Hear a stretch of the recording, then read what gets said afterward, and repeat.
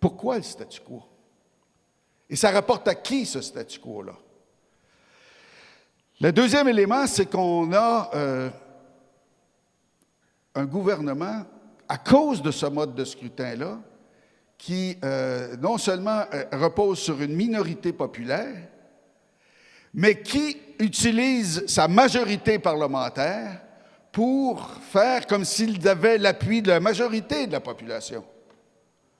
On a juste à regarder les manchettes des médias le lendemain ou le soir même des élections pour avoir l'impression à chaque fois qu'une majorité de gens ont voté pour le parti qui gagne les élections. Alors que, par exemple, aux dernières élections au Québec, c'est à peine 40 % de gens qui ont voté pour Philippe Couillard et son équipe, puis Trudeau, c'est 39 %, à peu près le même pourcentage que pour Harper, plusieurs années auparavant. Donc, on a des gouvernements qui reposent sur une minorité de l'appui populaire, qui sont supportés par un Parlement qui n'est pas représentatif, et on se retrouve aussi avec une dynamique politique qui fait en sorte qu'on est dans une monarchie élective, où le Parlement est à bien des égards marginalisé. Il y a quelques années, quand je pense que j'étais président à ce moment-là de l'Assemblée nationale, juste avant, un colloque à l'Assemblée nationale sur justement l'état de la situation. Et Gilles Lesage, qui était chroniqueur parlementaire du Devoir, avait écrit un texte pour le cahier des participants, et son texte s'intitulait « Un Parlement pour quoi faire ». Et déjà, à cette époque-là, on se posait la question de quelle est l'importance de notre Assemblée nationale, de notre Parlement, dans un système de gouvernance politique au Québec.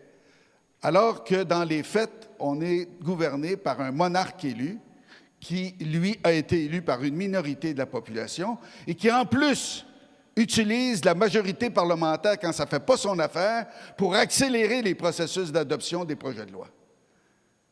À une époque, c'était tellement éhonté que, comme président, j'ai dit ça ne peut pas continuer comme ça. Il va falloir qu'on modifie l'espèce de système de bâillon pour qu'un gouvernement ne puisse plus passer une trentaine de projets de loi en une journée sans débat, aucun, ou à peu près aucun.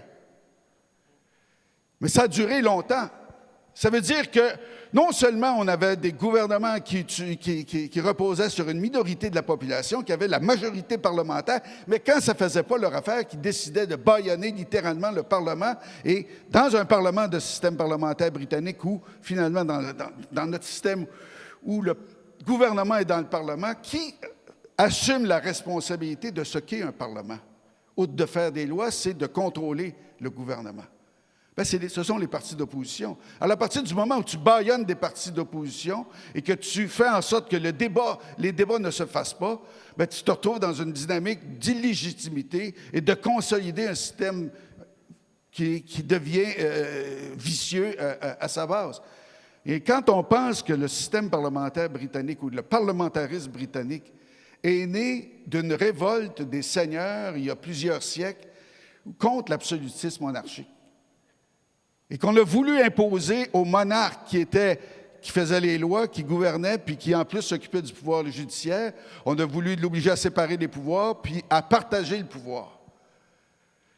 Puis à un moment donné, ça s'est tellement bien passé que le monarque est devenu un bibelot et qu'il a choisi son premier ministre non plus à l'extérieur du Parlement, mais à l'intérieur du Parlement, et que quand il est devenu un bibelot, bien, c'est lui qui a pris la relève. Et le système parlementaire britannique que l'on a au Québec, au Canada, en Grande-Bretagne, est un système politique qui fait en sorte que le premier ministre dans notre système, toute proportion gardée, a plus de pouvoir que le président des États-Unis dans son propre système politique.